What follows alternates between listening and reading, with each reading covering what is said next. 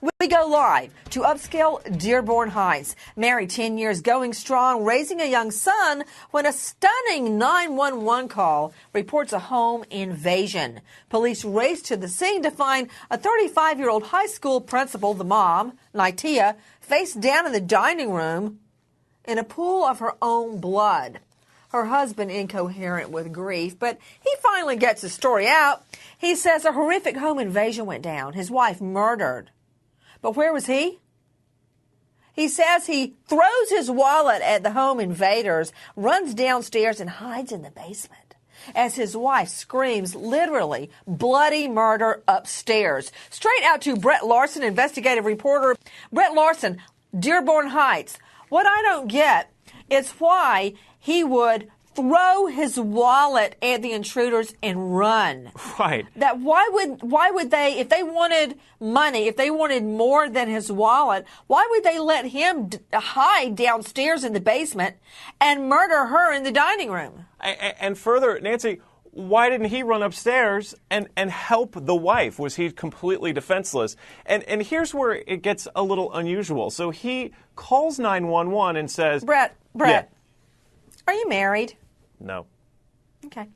Just word to the wise, the law, whether we expect more from married individuals or not, the law does not require you to be a hero.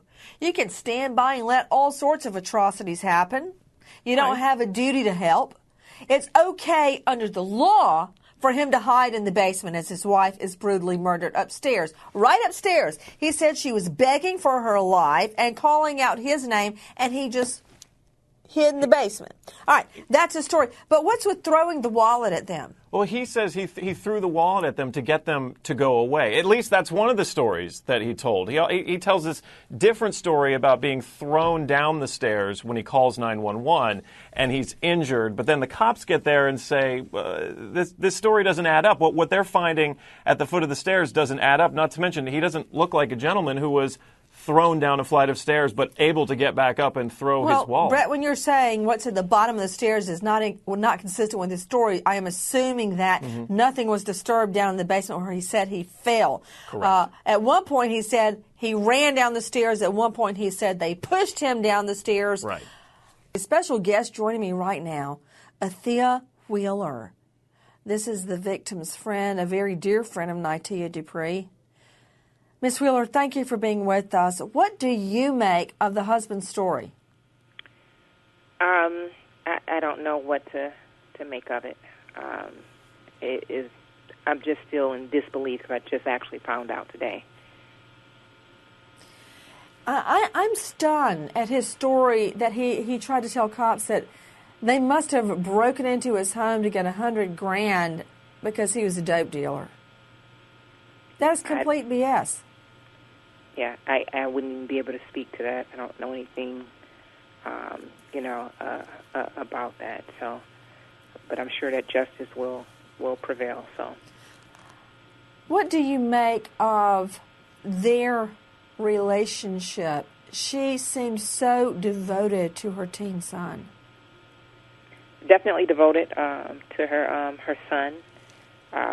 Never, talked to me, of course, about any problems that she was having, with her marriage. Nitia was just a very happy, in general, just a very happy individual. So, if there were, some problems, I, of course, never, knew about any problems existing between her and her husband. I noticed that the teen son, tweeted the night before that he was, quote, staying away from Dad, who was in rage mode. Isn't that what he said, Clark Goldband? He said he's definitely leaving my dad alone, and I've got it right here. Someone stressed out, he's on rage mode. Athea, did you ever know him to be in a rage before? Had she ever mentioned anything like that? No.